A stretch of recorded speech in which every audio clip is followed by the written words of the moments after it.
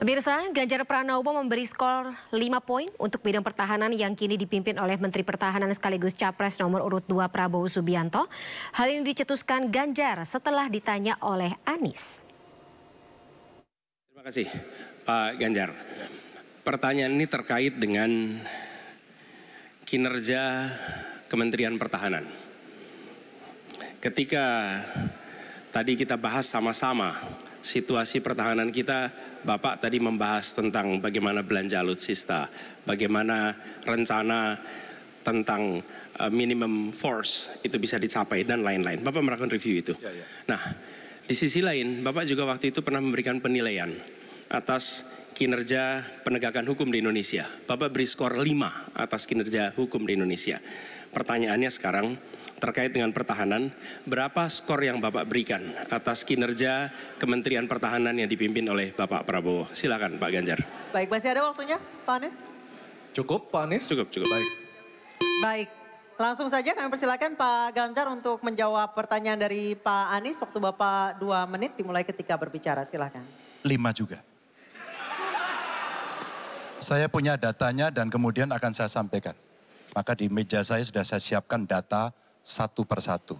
Namun demikian Mas Anies, tentu saja ada yang ingin saya sampaikan dari apa yang tadi sudah saya utarakan.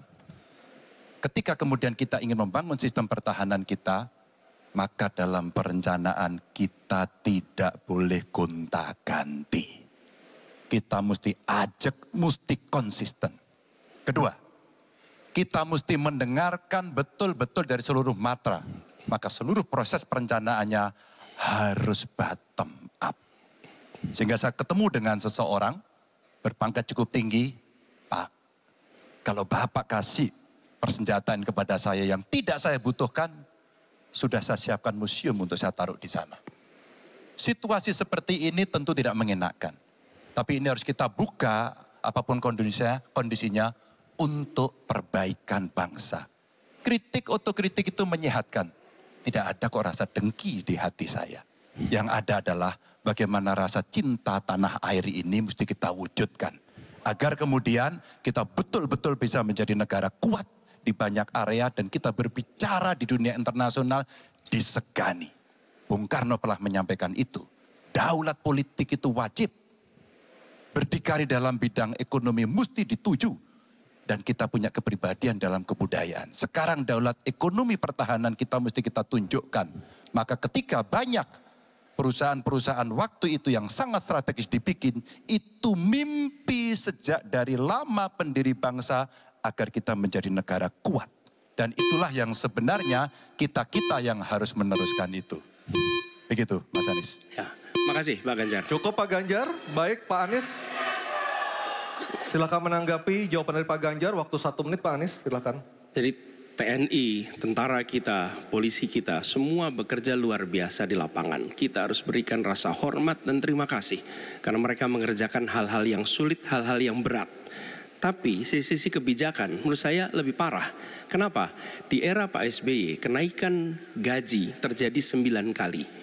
Selama era ini hanya bernaik gaji 3 kali dan akan naik nanti tahun depan. Karena menjelang pemilu mungkin naik gajinya. Tapi di sisi lain kesejahteraannya tidak dipikirkan dengan serius. Tukin hanya 80%. Lihat Kementerian Keuangan, lihat Kementerian PUPR. Menteri-menterinya mengusahakan peningkatan tukin di mereka. Lalu kita lihat tadi alutsista yang bekas, yang itu resikonya adalah keselamatan dari TNI kita. Mereka bekerja keras menjaga setiap jengkal tanah Republik ini. Tetapi mereka tidak didukung dengan policy. Karena itu menurut saya skornya justru di bawah 5 Mas Ganjar. Kalau 5 itu ketinggian Pak Ganjar. Terima kasih Pak Ganjar. Baik, waktu habis Pak Anies. Pak Ganjar silakan jawab pertanyaan dari Pak Anies. Waktu Bapak 1 menit. Silakan Pak Ganjar. Mas Anies gak usah takut. Disebut aja angkanya berapa gitu loh. Kayak saya gitu loh. Jangan di bawah 5, sebut aja berapa. 11 Mas. Dari 100. Oke. Ini sedikit ngajari kendel Mas Anies biar berani.